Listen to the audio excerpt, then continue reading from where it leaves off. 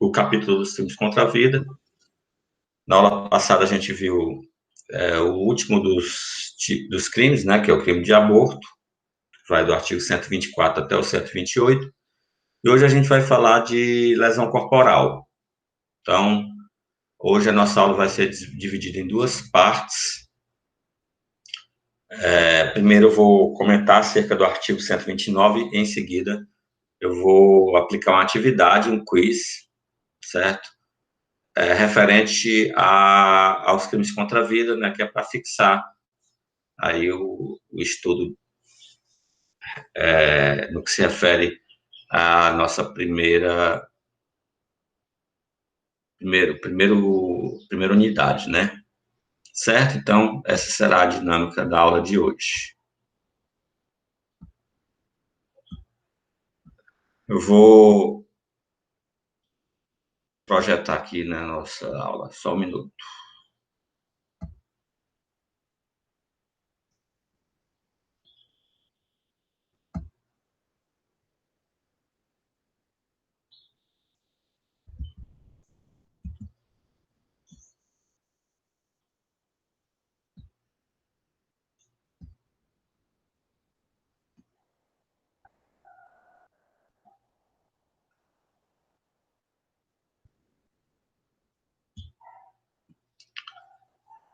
Vamos lá, pessoal. Na verdade, nós temos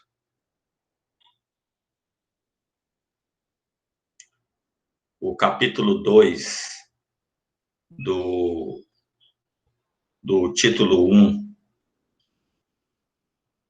da parte especial do Código Penal, que se chama das lesões corporais. Ele vai ter apenas um artigo, que é o artigo exatamente chamado lesão corporal, que é o artigo 129. Então, esse artigo, o artigo 129 no caput, traz a seguinte redação: ofender a integridade corporal ou a saúde de outrem, né? Em seguida, ele traz o que chama de lesão corporal de natureza grave, que é o parágrafo 1º e o parágrafo 2º, já adiantando que a doutrina nomeia esse parágrafo 2º como lesão corporal de natureza gravíssima, né? Então, seria o parágrafo 1º,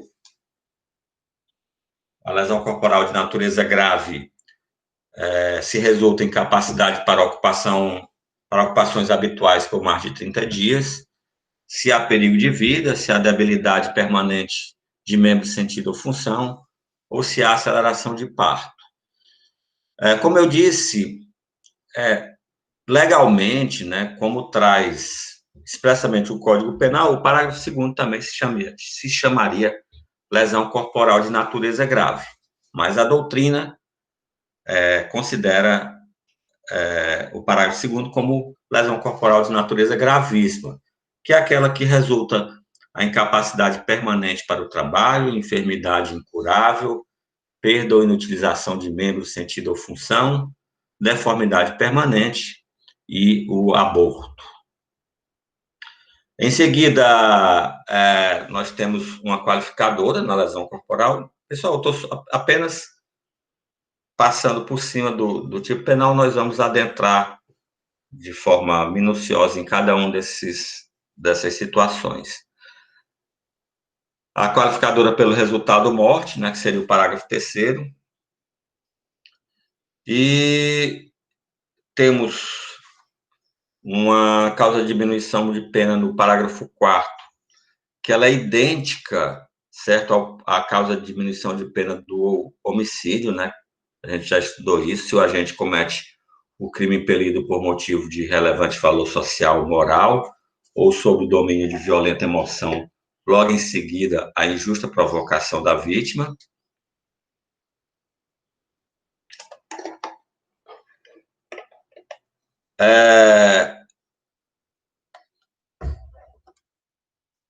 A questão da previsão de substituição de pena, quando as lesões não são graves, isso previsto no parágrafo 5º, quando houver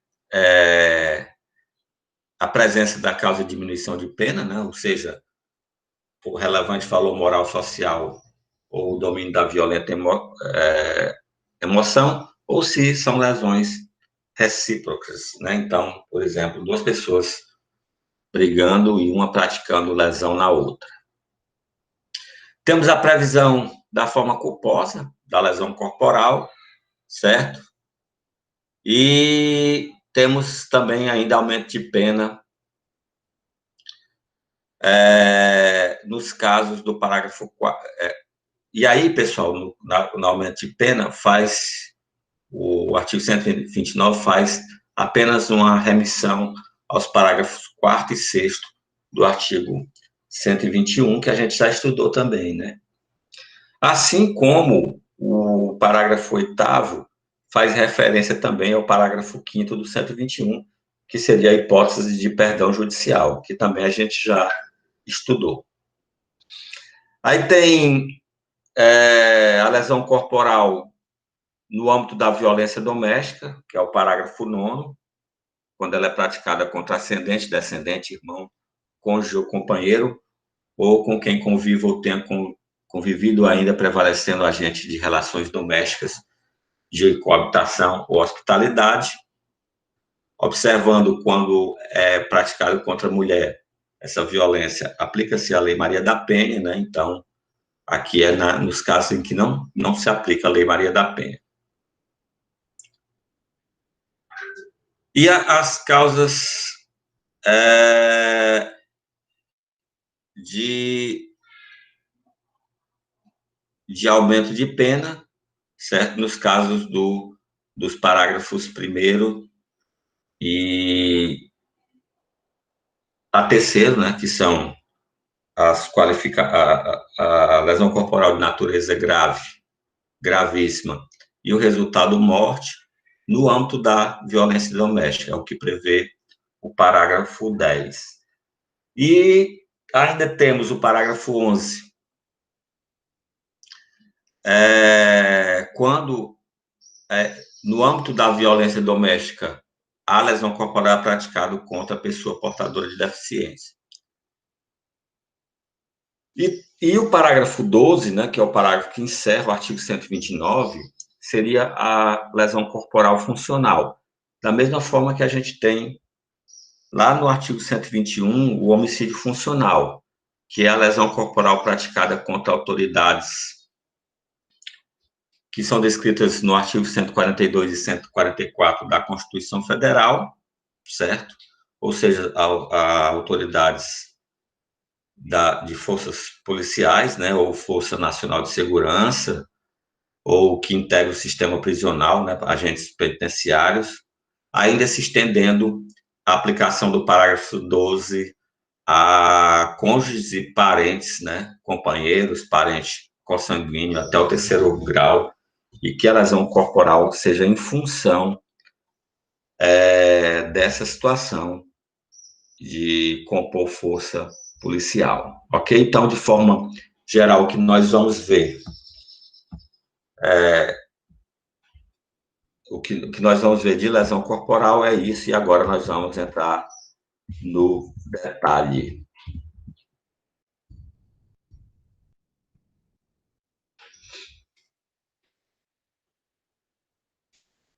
Vamos lá. Então, diante do que nós vimos, nós temos aí a lesão corporal, que seria conceituado como ofensa humana direcionada à integridade corporal à saúde de outra pessoa, certo? Então, não se pune a autolesão, obviamente, pelos princípios adotados pelo o direito penal, como o princípio da alteridade, né?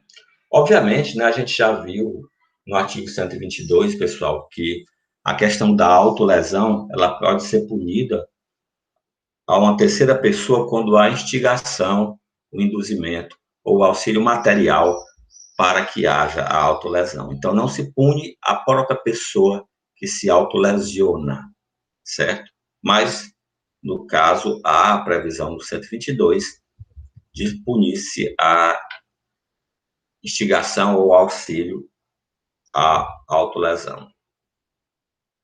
Nós temos essa ofensa humana, certo? Nós temos aí um crime de dano, né? Então, a lesão corporal, esse dano pode ser tanto do ponto de vista anatômico, como fisiológico ou mental. Isso quer dizer que a lesão corporal pode causar uma deformidade, né, anatômica ou uma disfunção, né, um órgão, né, ou até mesmo distúrbios mentais podem ser considerados lesão corporal. Sendo que o que conceitua lesão corporal não considera a questão de dor física, né? Isso não faz parte do conceito de lesão corporal, né? Então, por exemplo, quando se há um comprometimento do caso mental, provavelmente não vai haver dor física, né? A gradação da lesão corporal vai se dar pelo resultado que essa ofensa direcionada à integridade física ela ocasiona, não necessariamente configurando aí a dor como parte. Sendo que pode ser, na questão da lesão psíquica, haver, inclusive, a desnecessidade da violência, né? Então, uma simples ameaça corriqueira, certo? Por exemplo, isso é comum no âmbito da violência doméstica, né? Sucessivas ameaças que podem causar, por exemplo, uma depressão, uma síndrome de pânico. Isso pode ser considerado lesão corporal também. Também pode ser considerado lesão corporal não a causação, certo, dessa ofensa humana que vá trazer um dano, por exemplo, anatômico ou do ponto de vista fisiológico, mas se a pessoa já tem uma condição de saúde prejudicada, né, o agravamento dessa condição também pode ser configurado como lesão corporal. Então, todas essas hipóteses podem se amoldar no tipo penal da lesão corporal. Como eu já falei, nós temos essa ofensa à integridade física, né, que pode ser do ponto de vista anatômico, fisiológico ou mental. Alguns exemplos que a gente pode trazer sobre a questão da integridade física. A equimose, né, aquela roxidão que fica no corpo, né, o hematoma, né, a equimose seguida de um inchaço. Essas duas situações são exemplos de lesões corporais que afetam a integridade física, né? Ficando de fora, não configurando lesão corporal, o mero eritema, né?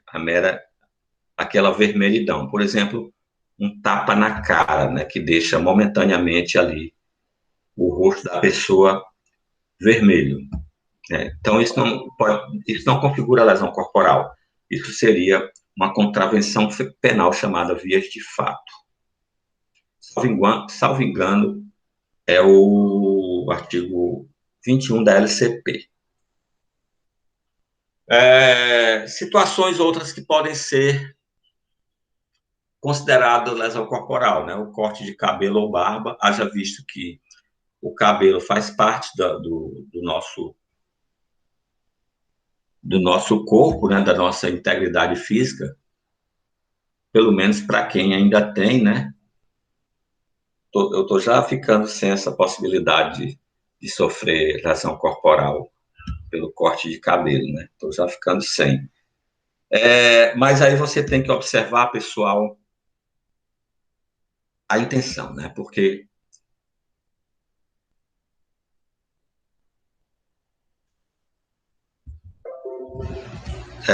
Tamires não está passando o slide para vocês, só está aparecendo Eu vi agora no chat. Tá passando, né? Então, ok. Tá passando, professor.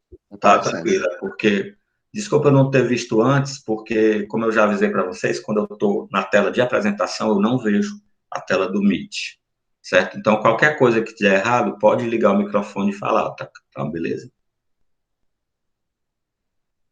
Ah, sim. Tá, agora eu entendi. É porque eu fui fazer a leitura do tipo penal e deixei o... Tranquilo, tá? Agora eu entendi o problema. Mas beleza. Mas qualquer problema, é só avisar. Aqui, pessoal, o que vocês têm que prestar muita atenção, e isso eu já falei quando eu comentei, por exemplo, o homicídio, é sempre no elemento subjetivo.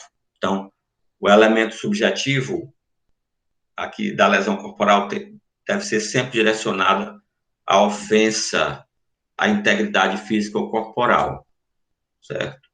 Se o elemento subjetivo, o dolo, for direcionado a outra situação, certo? Aí nós temos, por exemplo, crimes contra a honra. Porque, vejamos, um tapa na cara, certo? Pode ser a intenção de agressão, mera agressão, que se causa apenas a vermelhidão seria uma contravenção penal.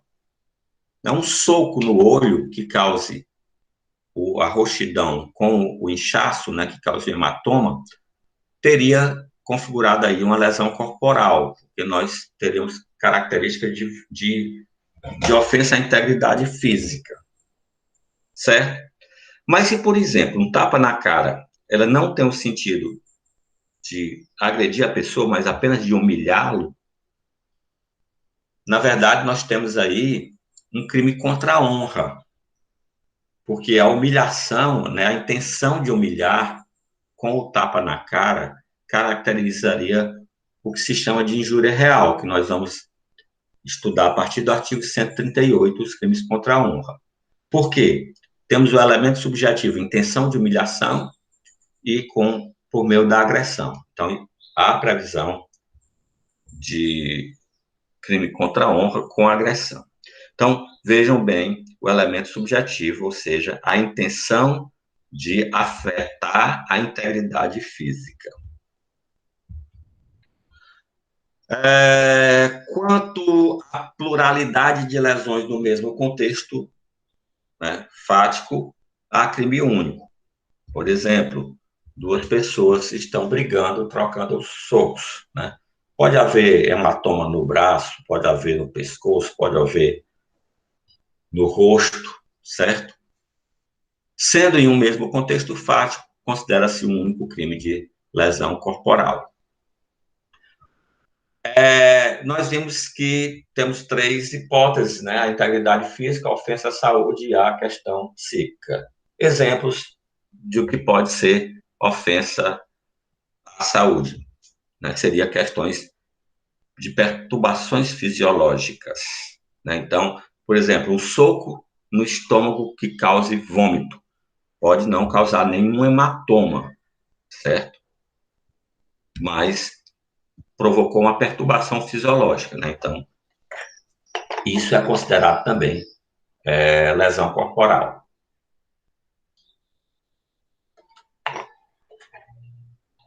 Ou uma paralisia momentânea, né? Por exemplo, paralisia de um membro, de uma mão, de um braço. E ainda, né, como eu falei, nas três hipóteses, a perturbação mental, né? Causar uma depressão ou uma síndrome do pânico ou algo semelhante. E aí fica de fora até mesmo a agressão física, né? Então, como eu falei, sucessivas ameaças pode levar a pessoa a, a desenvolver, né, uma perturbação mental. Quanto aos elementos do tipo, né, nós vamos ter como objetividade jurídica a incolumidade física, né, nós já saímos da questão da vida. Então, se o objetivo da pessoa, por exemplo, A atira em B, né, temos que ver a intenção da pessoa. Se é matar, a objetividade jurídica aí protegida seria a vida, seria o homicídio. Mas se A atira em B com a intenção apenas de lesionar, então o bem jurídico que está sendo ofendido seria simplesmente a incolumidade física. Nem que, em decorrência disso, venha ocasionar a morte. Porque, como a gente viu na leitura do tipo penal, lá no parágrafo 3º, tem uma qualificadora pelo resultado morte. Certo? Então, se a intenção era lesionar e houve a morte, nós temos o crime de lesão corporal, só que qualificado pelo resultado, e não o homicídio.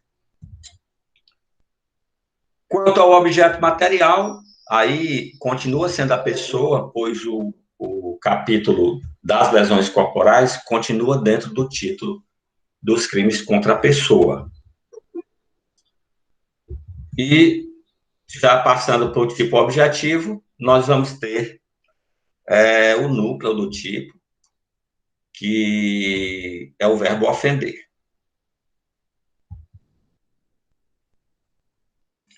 No caso aqui, Professor, pessoal... está cortando sua voz. Tá? Só um instante, então, que eu vou pegar um microfone. Normalmente eu não uso microfone, não, mas... porque me incomoda, mas eu vou pegar aqui para ver se melhora, tá? Só um minuto.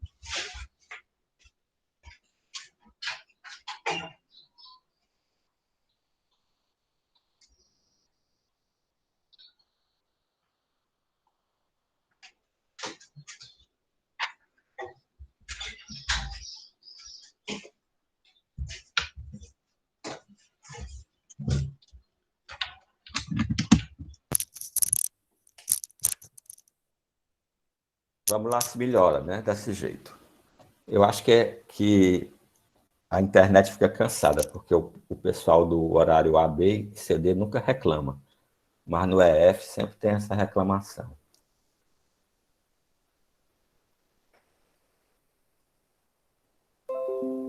Vamos lá. Então, nós vamos ter regra geral, pessoal, em relação aos sujeitos, a lesão corporal como crime comum, certo? Nós vamos ter algumas exceções, certo? Então, por exemplo, quando se fala de violência doméstica, né, crime praticado contra ascendente, porque nós temos aquela questão do crime bipróprio, né? Então, existem exceções. A regra geral é que os sujeitos ativo e passivo sejam comuns, fazendo a ressalva aí da violência doméstica, porque nós temos a indicação de ascendente, descendente, irmão, cônjuge ou companheiro, certo? Ou com quem conviva. E no caso do sujeito passivo, nós vamos ter exceção também no parágrafo 12, que é aquela questão da lesão corporal praticada por autoridade. Quem reclamou aí do som, melhorou?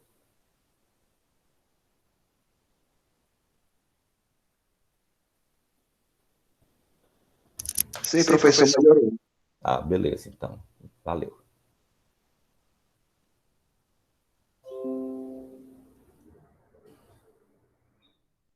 Como eu estava dizendo, exceto em alguns casos, né, de violência doméstica, e no caso também, obviamente, das qualificadoras de antecipação de parto, do parágrafo 1º, e de aborto, do parágrafo 2º, que, obviamente, só quem tem o parto antecipado e tem aborto é a mulher. Quanto ao elemento subjetivo, nós admitimos o dolo eventual e o dolo direto, certo?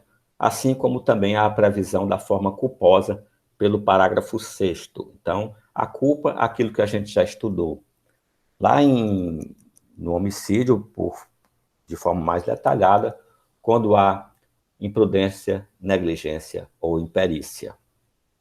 Obviamente, né, com aquela previsibilidade, certo?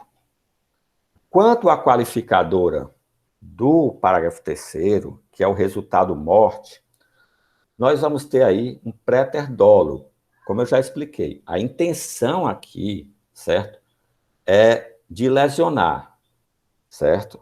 Acontece que há um resultado não pretendido pelo agente. O cara queria só causar a lesão corporal, mas o cara era morredor, né? Aí foi e morreu. Nesse caso, a aplicação da qualificadora do parágrafo terceiro, certo? Que é o resultado morte. E é crime material, né? Deve haver a efetiva lesão para que haja a consumação. De outra forma, se não há a efetiva lesão e o início da fase de execução, e por circunstâncias alheias à vontade do agente, certo? Não ocorre a lesão, nesse caso, nós teríamos apenas a tentativa. Como eu já falei, é crime de dano, né? Então, não é um crime que prevê uma probabilidade de dano a um bem jurídico, mas a efetivação do real dano ao bem jurídico protegido, que é a integridade física. Eu já falei sobre a questão de vias de fato, né, pessoal? Quando eu falei do eritema, né, aquela vermelhidão. Então, pode haver também confusão aí entre o que é tentativa e vias de fato, né? Então, por exemplo, um tapa na cara. Será que o indivíduo estava querendo causar uma lesão corporal, mas, na verdade, só ocasionou o crime de vias de fato?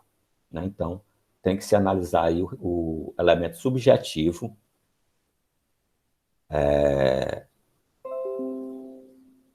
para se aferir se há efetivamente um crime ou simplesmente uma contravenção penal. Pessoal, o consentimento do ofendido, certo? Ele afasta o crime. Mas esse consentimento, ele deve ser expresso, livre, moral, prévio e dado por quem tem capacidade de consentir. Certo? Então, e isso, hoje em dia, é muito comum, né? Hoje em dia, é difícil você ver uma pessoa na rua que não tem uma tatuagem, né? E a tatuagem, na verdade, é uma lesão corporal, né? Há uma ofensa à sua integridade física, corporal, mas é uma lesão corporal consentida. Obviamente, o tatuador não vai responder pelo crime, né? Então, isso acontece para quem usa brinco, para quem usa piercing, né? Para quem tem práticas sexuais um pouco mais violentas, né? E aí, esse consentimento expresso, livre e moral, obviamente, né?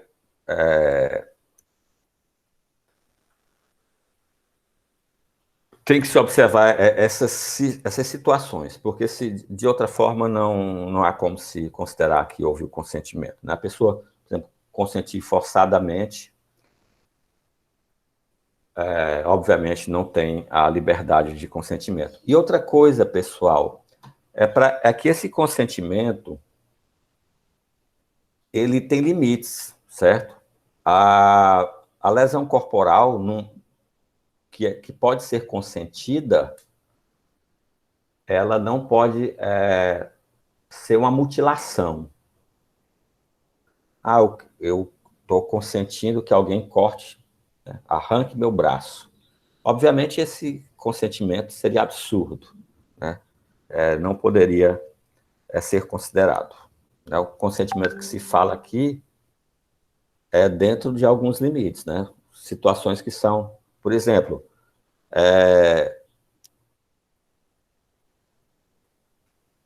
alguns exemplos, né?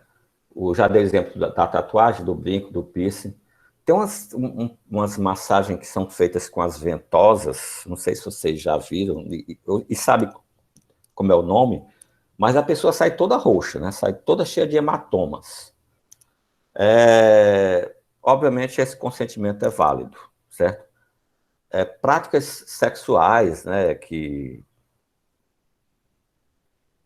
como, por exemplo, as pessoas que gostam de ser amarradas, algemadas, né, espancadas, sufocadas durante o sexo, né? Obviamente, dentro de um certo limite, isso é admitido. E aí vem a questão da capacidade do sujeito consentir, esse sentimento ser expresso, e da questão da moralidade, né? Obviamente, não vai se admitir tal hipótese se comprometer a questões morais. Isso, pessoal, porque nós temos a integridade física como bem disponível, né? Então, tudo isso que eu falei está dentro da disponibilidade aí da integridade física, assim como certas práticas esportivas, né? Artes marciais, tatuagem eu já falei, atividade sexual, outros esportes, né? E aí, pessoal, tem que ver essa questão do consentimento esportivo, porque vamos supor, o futebol, né? Uma coisa durante o contato físico, alguém lesionar, um jogador lesionar o outro, porque faz parte do esporte, está dentro do consentimento, está dentro da prática esportiva. Agora, se durante uma partida um jogador de futebol dá um murro, né, um soco na cara do outro, obviamente isso não faz parte do esporte. Obviamente vai se considerar lesão corporal. Diferentemente, por exemplo, do MMA, né, que vale quase tudo, né? Qualquer lesão corporal que ocorra ali está dentro do consentimento e da prática esportiva.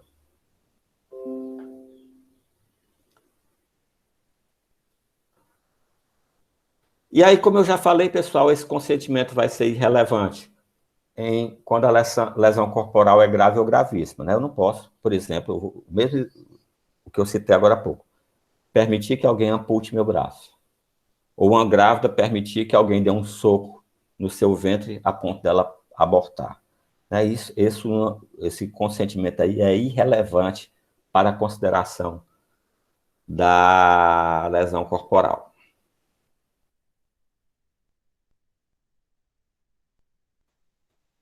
As lesões corporais graves e gravíssimas, pessoal, são, como eu já falei, gravíssimo é um termo construído pelo legislador, certo? Então, elas são o que constam a grave no parágrafo 1º e a gravíssima no parágrafo 2º, sendo que a qualificada pela morte está no parágrafo 3º. Obviamente, também, o consentimento seria irrelevante.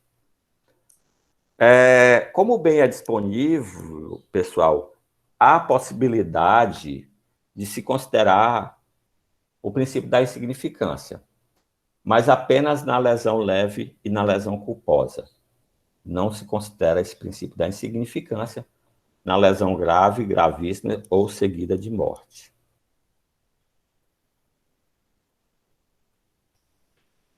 A questão da autolesão, né, eu já comentei agora há pouco, pode acarretar outros crimes, como, por exemplo, o 122, que seria a instigação ao induzimento ou auxílio material à automutilação. Quanto à lesão corporal dolosa, nós vamos ter a lesão corporal leve, né, que é um conceito residual. Como é que a gente sabe que uma lesão corporal é leve, pessoal? A gente olha se ela é grave ou gravíssima. Se ela não for, é porque é leve. Então, o tipo penal não designa o que é lesão corporal leve. Ele vai designar o que é lesão corporal grave e gravíssima, ou seguida de morte. Se não for nenhum desses casos, é porque ela é leve. Ou seja, chega-se à conclusão de que a lesão tem essa gradação de leve de forma residual, né? Por exclusão. Lesão corporal é crime material, logo deve haver prova de materialidade. Isso é uma exigência do Código de processo penal no artigo 159. Então, lá no Código de Processo Penal, ele traz que os crimes materiais, ou seja, aqueles que deixam vestígios, há necessidade do exame de corpo de delito, certo? E, pessoal, cuidado, aí, essa atenção vocês têm que ter redobrada. Porque quando se fala em ação penal, a gente tem a regra geral do artigo 100, certo? E o próprio artigo que diz que a ação é pública condicionada, pública incondicionada, e nos casos, né, específicos que o legislador determinar, nós vamos ter que a lesão é pública condicionada à representação ou privada. E o normal é que nós tenhamos essas exceções no próprio tipo penal, ou no final do capítulo, como uma regra geral para o capítulo, ou no final do título, como uma regra geral para o título. Ocorre que, em relação à lesão corporal leve e à lesão corporal culposa, a regra da ação penal vai estar em outra lei. Vai estar na Lei 9.099, de 95, especificamente no artigo 88. Essa lei, pessoal, é a lei dos juizados especiais. Então, vocês ficam sabendo que a lesão corporal de natureza leve e a culposa, ela é pública condicionada à representação, e o fundamento legal disso não vai estar no Código Penal, vai estar na Lei 9.099, no artigo 88. Então, muito cuidado, essa observação é super importante, certo? Porque se você for analisar somente o Código Penal, você vai chegar à conclusão de que a lesão leve e a culposa, ela é de ação pública incondicionada, o que não é verdade, pois a gente vai buscar essa regra na Lei 9.099.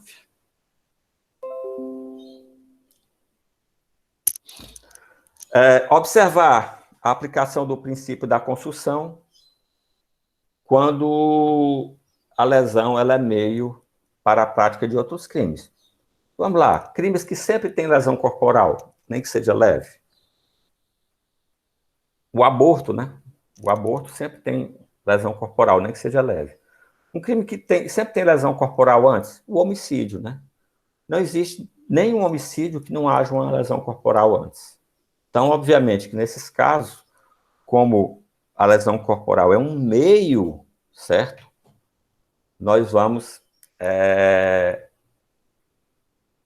considerar o princípio da construção para resolver esse conflito aparente de normas.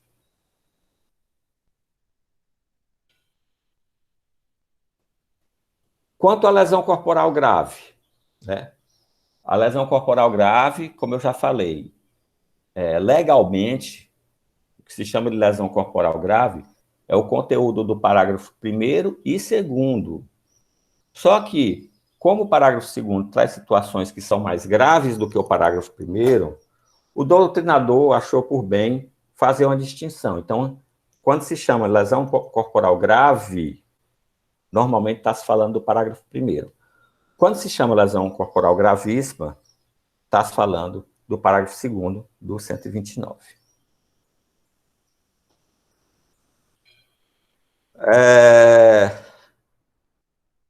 Primeiro deles, ocupação habitual. Isso é a primeira hipótese do parágrafo 1º do 129, o que trata da ação corporal, da lesão corporal grave, pessoal, certo?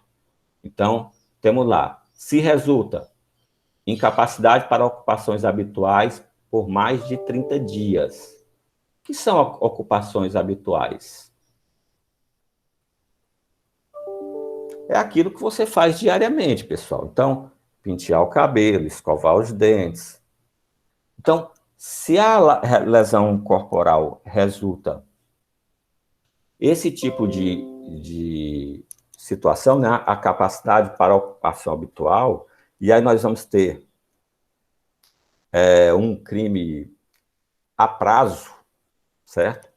Porque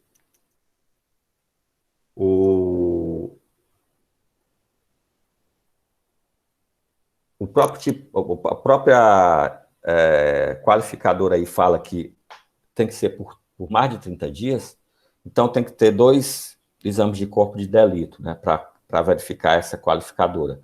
A gente tem um exame de corpo de delito à época do crime, né, que vai constatar que há uma incapacidade dessa ocupação habitual, né, e após 30 dias se faz um novo exame de corpo de delito. Porque se essa incapacidade para a ocupação habitual cessar antes dos 30 dias, a lesão é leve. Se perdurar por 30 dias, né, então a lesão é grave. Então, por isso que se chama crime a prazo, né? Tem, digamos assim, tem 2 prestações, né? Uma no começo, outra no final de 30 dias. Obviamente, essa ocupação habitual, né, do cotidiano, tem que ser uma ocupação lícita, né, pessoal? Não vai ser, o traficante ficou impedido de realizar a sua ocupação habitual, que era o tráfico de drogas, por 30 dias. Né? Não vai se considerar isso porque essa ocupação habitual, obviamente, tem que ser lícita.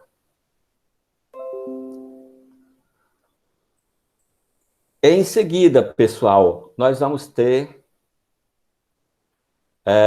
no inciso 2º do parágrafo 1º, como lesão corporal de natureza grave, o perigo de vida, né? Então, se a lesão corporal traz risco de vida. Pessoal, existe o perigo, né? Aqui nós estamos falando em risco, quer dizer que é uma probabilidade de morte. Então, quando há uma probabilidade de morte, a gente fala não de dano, mas de perigo. Quando se classifica os crimes de perigo, a gente classifica os crimes de perigo como crimes de perigo concreto e crimes de perigo abstrato. Então, os crimes de perigo abstrato são aqueles em que o próprio legislador traz que a situação de perigo por si só, certo, deve ser criminalizada. Não é necessário que se constate, no caso concreto, que houve um real perigo. Já um crime de perigo concreto, pessoal, é aquele crime que deve ser avaliado em cada situação. Então, quando há uma lesão corporal, para que se qualifique pelo inciso 2º, deve ser periciado que aquela lesão corporal levou um perigo de morte para a vítima.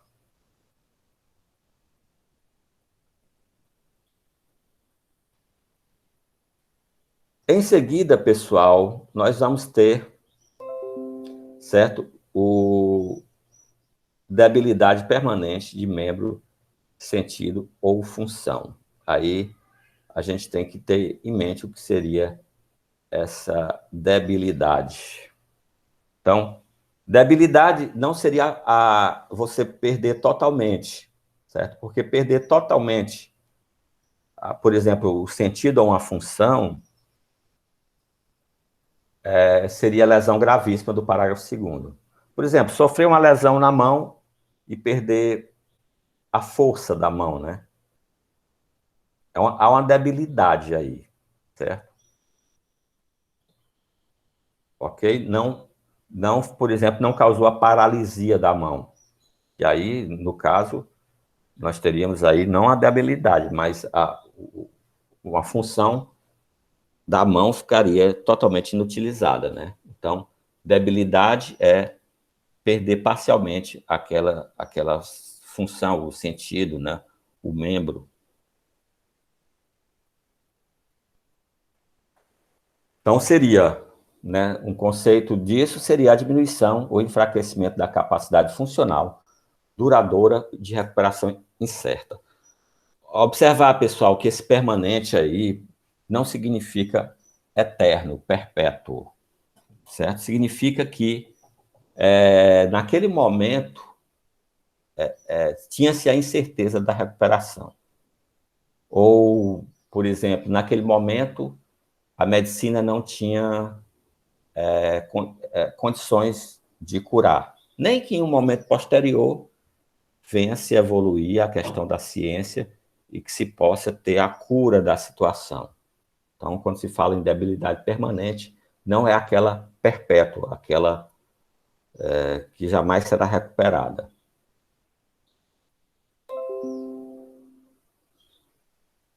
Em relação a essa debilidade permanente, o parágrafo primeiro fala em membros, né? Que aí são braços, pernas, mãos, pés. Sentido, né? Aquilo pelo qual a gente percebe o mundo, o olfato, a audição, a visão, o paladar, o tato.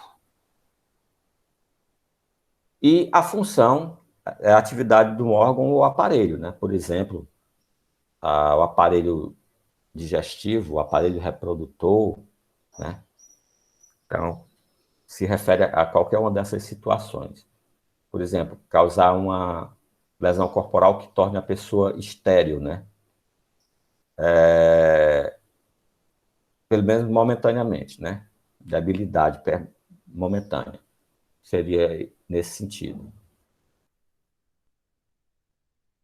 Observar que quando nós temos órgãos duplos,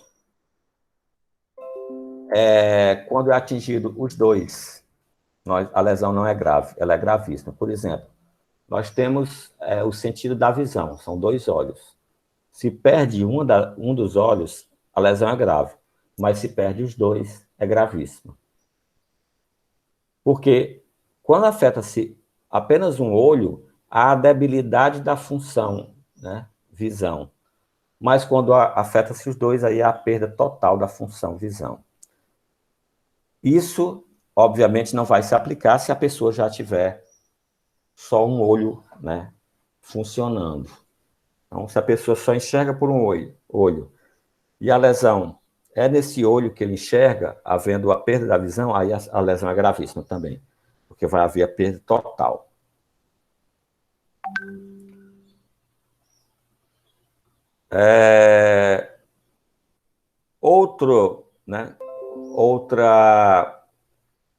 Outro inciso, e aí é o inciso que encerra o parágrafo primeiro, que seria a aceleração do parto. Então, aqui, pessoal, nós não temos aqui o aborto, né? É a aceleração do parto. Né? Nasce a criança e a criança vive, certo? Como nós não temos a possibilidade de responsabilidade objetiva, é necessário que o sujeito ativo conheça da gravidez, né? Por exemplo, uma mulher grávida de 6, 7 meses, né, que leva um soco no ventre, e aí isso faz com que ela acelere o parto. Essa lesão corporal de natureza grave. Obviamente, se não houver a morte da criança, porque aí, nesse caso, seria não o parto acelerado, mas a lesão corporal provocando um aborto, e essa lesão corporal seria gravíssima, cairíamos no parágrafo 2º do artigo 129.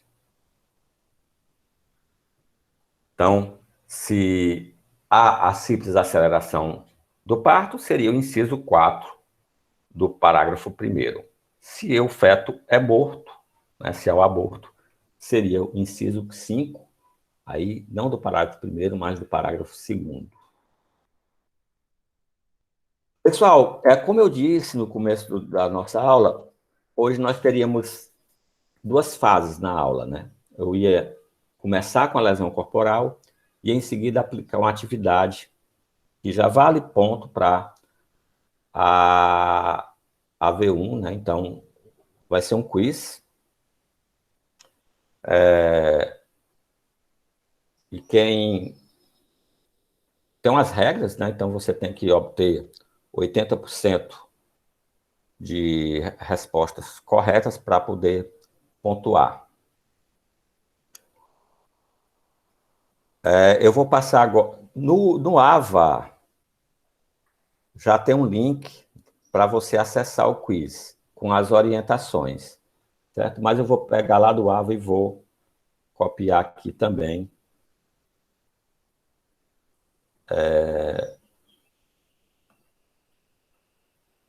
No nosso chat, para quem não quiser acessar o AVA.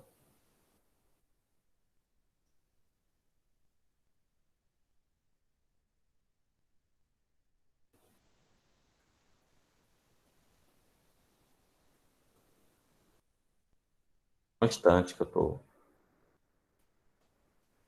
É agora, só vai estar disponível durante a aula o quiz. Aí o link do quiz.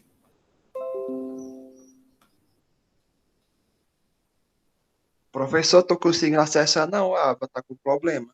Tá dando erro. O AVA, O AVA. mas você consegue acessar pelas informações que eu estou botando aqui no chat. Aqui está o link, pessoal, e aqui as regras, né? Você vai entrar nesse link, vai colocar o nome da sala Prof. Juca, depois ele vai pedir o seu nome, coloque nome e sobrenome. Você tem que alcançar 80% para pontuar. As chances são ilimitadas. Se não fizer 80%, faz novamente. Faz, até conseguir os 80%.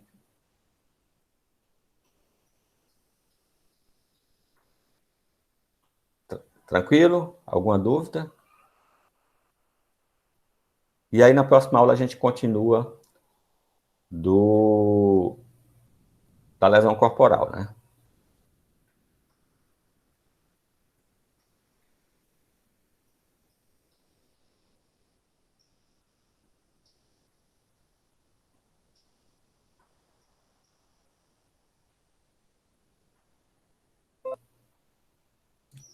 Na tela de vocês veem os nomes de quem já conseguiu entrar no quiz. Tem 7 alunos que já estão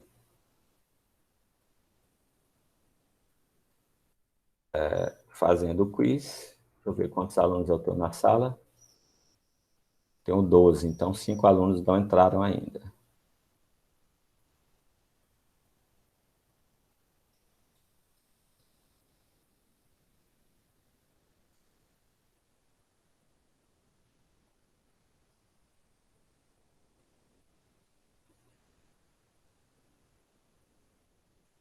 Pessoal, quem não entrou ainda, está tendo uma dificuldade? Ou é porque só deixou a fotinha aí e foi dormir?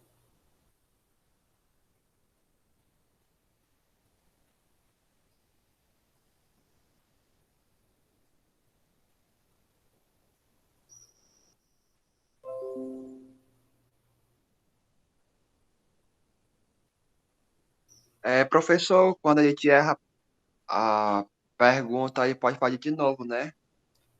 Não, é o seguinte, você vai fazer todo o quiz e ver o resultado no final, certo? Se não Mas atingir não vai 80%, poder repetir. aí se não Ah, atingir 80%, você repete o quiz. Assim você pode fazer quantas vezes. A pergunta não volta. Por quê? Porque a pergunta lhe dá feedback online. Então, ela vai lhe explicar por que você acertou, por que você errou, né? Assim que você concluir a pergunta. E aí você só vai para frente, não volta. Aí quando terminar 17 perguntas, se aí não atingir os 80%, aí pode fazer de novo, né? Aí você entra Tudo de de novo. novo quantas vezes você quiser. Ok.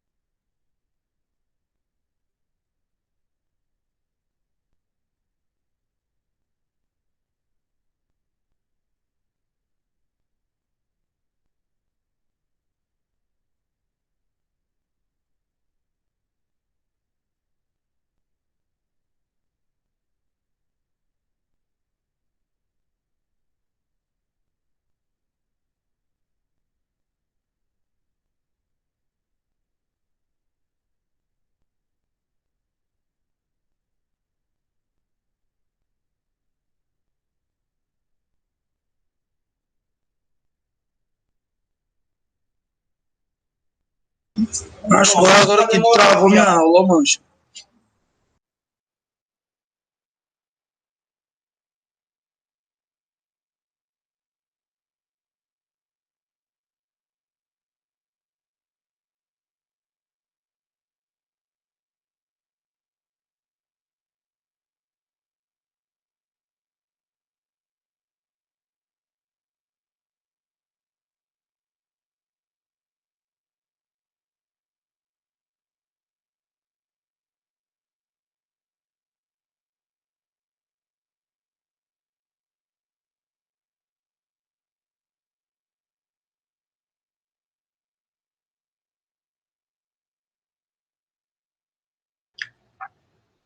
Gabriel, você travou o quê?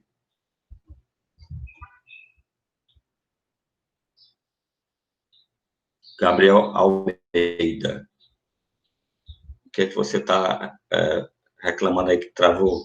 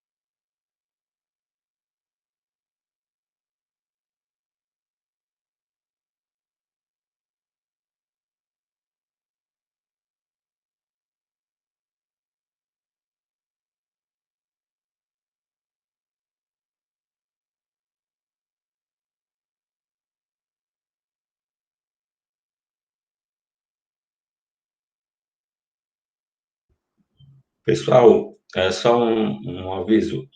A frequência eu vou fazer pela planilha do Socrative, certo? Então, quem for terminando,